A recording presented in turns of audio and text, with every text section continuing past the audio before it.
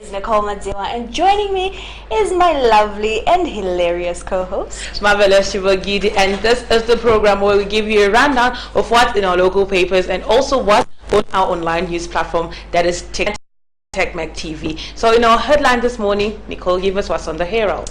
Okay, so from the Herald, massive NRZ tender cancelled. Still on the Herald, party endorses DCC polls. Another headline running on the same paper, Mupfumira ejected from politburo meeting. Africa escalates anti-sanctions crusade. From the Newsday, new notes being printed.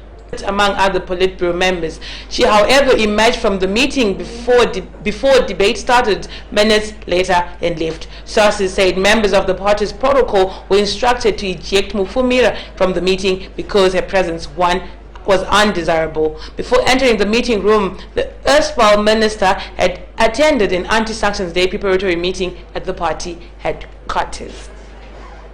The quantity of the situationship, I can imagine, whilst you're sitting there and your presence is undesirable. That's but because rough. okay, before we focus on her being ejected from the politburo meeting, let's talk about the 5,000 bill she was granted. Okay, yeah. Considering the depth of the offense. I know. 5,000. RTGS probably has paid through swipe or some sort. And cash. Or one man. But either way, who am I to judge? I'm just marvelous. Okay, still on the Herald, Africa escalates anti-sanctions crusade. The story reads, the Pan-African Parliament, PAP, which is sitting in South Africa, has debated a motion calling for the removal of illegal sanctions imposed on Zimbabwe by Western countries, with its members saying the country is implementing reforms under the new dispensation. PAP, also known as African Parliament, is the legislative body of the African Union and held its inaugural session in March 2004. But there's something I don't get about the sanctions. Why does, certain, I'm not going to call any names, certain publications, why do they call them illegal sanctions?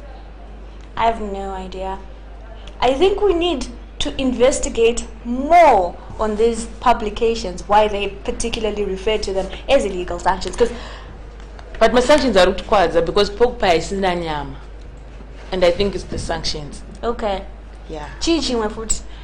What else? Yokombi. My spads. Akazudluka manji, but tangata kumba mashine, I think my sanctions. Curse the sanctions, man. Curse the sanctions. Percent food tax, I think my sanctions. That's deep. Barclays will $100 a week. I think it's my the sanctions. My sanctions. I'm dragging you to the gala with me. I told you, viewers, me and this one to the gala as we commemorate. Okay, what are we going to be? What are we going to be? My sanctions food. We're going to be singing what? Calling for the sanctions to go away. But there are songs. You know the songs that are playing on radio about the removal of the sanctions. And now it's like we're going back to the days of Lambe Magashinga. You know. But anyway, moving on to the Newsday, new notes being printed. And the story reads, new banknotes will be introduced into the market in a few months' time to ease the current serious shortage of cash in the country, a Reserve Bank of Zimbabwe official has revealed.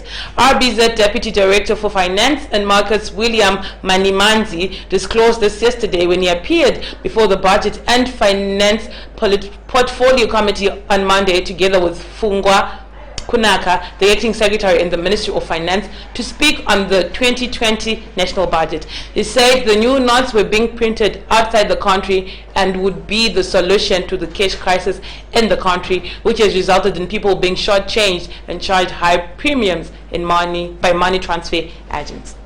You know, the problem that I have with this is that in a few months, people are getting cash premiums now, not in a few months. So the cash was outside their own country.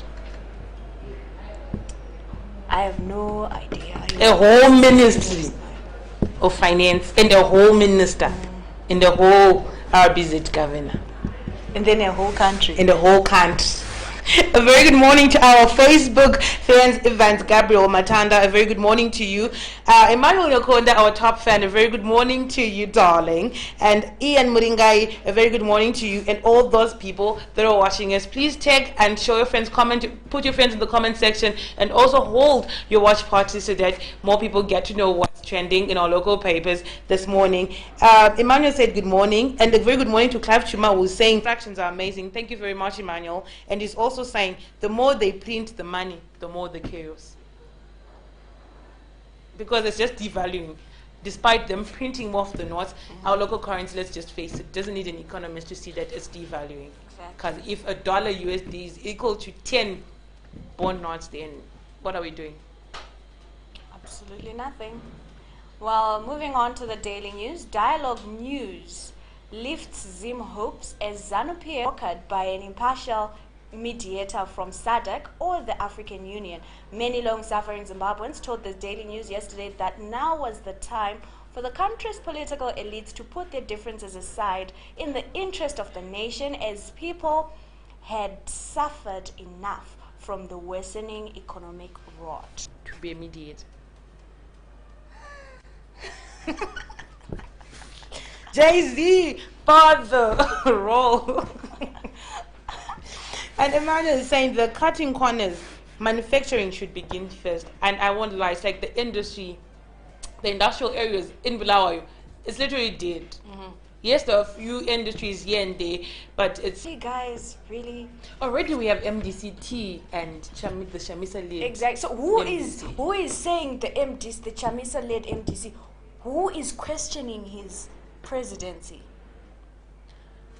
Because at first I thought it was, but then there was MDCT. So clearly now they have their own party. So who is really against this? Who thinks it was so unconstitutional to the point that they have to take it to court? To the court. But and allow me to say, it's like, I know most Nero loyalists probably hate me for this, but I feel he's seeking validation.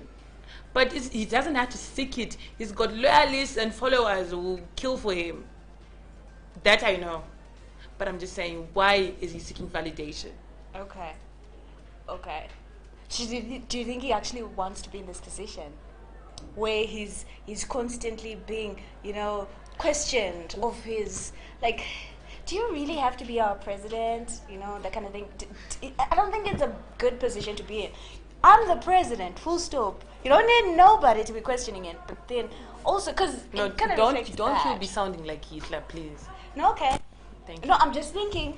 It's just another line of thinking, a different line of thinking, of course. And Emmanuel is saying, do they even listen to other people? I wonder, and I'm sure it's with regards to the comment when he said the mediator has to be someone who's a friend to none of the two, in a way, and someone who we know will give results, don't bring your homie to the party.